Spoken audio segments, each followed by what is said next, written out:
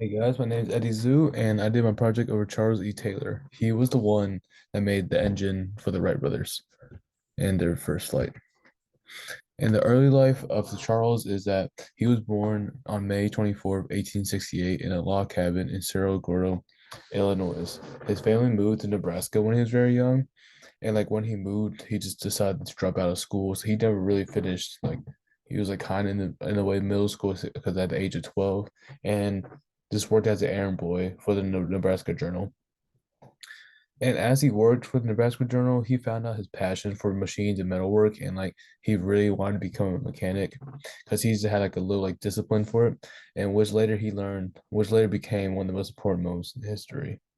And in 1894, he married his wife, which is going to be really important later on. You'll see.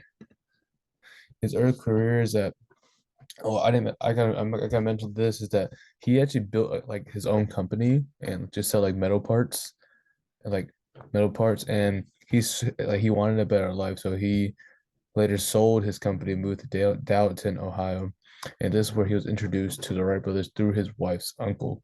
So like he married the right person and got introduced to the people that he's gonna make history with, which is crazy. He later worked at the brothers bicycle company, which made making spare parts for him. Like he was the one making like wheels, like extra like spare parts because there was only the two Wright brothers there. And his salary was $18 a week. But back then that's really good because I guess there's no inflation. You get way more for $18 back then. And he liked his job because he stated that it's only 6 blocks away from his house. So it was like very close and he could just go back there anytime. So we know him by making the engine. So this is how the engine really kind of got started, I guess. So he knew the brothers were interested in like gliders in their flight studies and like and experiments. So when the Wright brothers went to experiment, his role as an employee was to look at their shop after they were both gone. So like just in case make everything kind of like stable and then like doesn't go up in flames. So and after the brothers made like multiple trips to Kitty Hawk, that's where they flew the plane because of the ventilation. To try the experiments, they figured out they needed a wind tunnel for the glider. They're still making gliders back then without the powered. So they asked Taylor to help them like make it. And this is like the first time the brothers asked him to help out with their experiment. And finally, like the brothers were done with just like regular gliders and wanted to make a power machine, and this is where history started.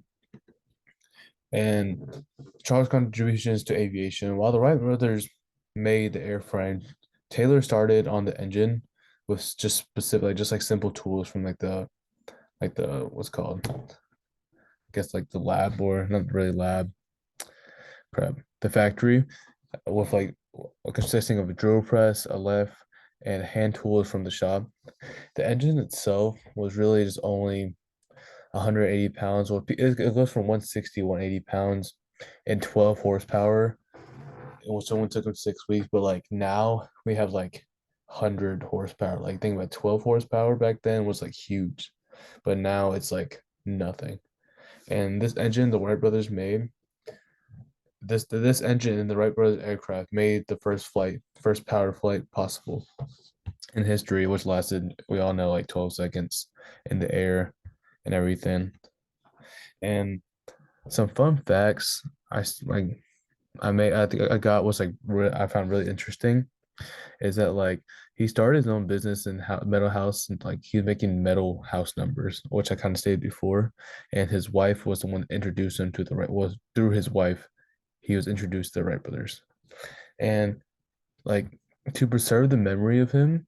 Well, let's start off. Like he was also known once as the man aviation almost forgot because like I guess he was kind of the shadows of the Wright brothers. And to preserve his memory of him, May 21st is his birthday, and this is we named it AMT Day, which is for all of the aviation maintenance technicians to be recognized because he was the first, I guess, like guy like kind of maintenance guy. He's the one that makes the first engine.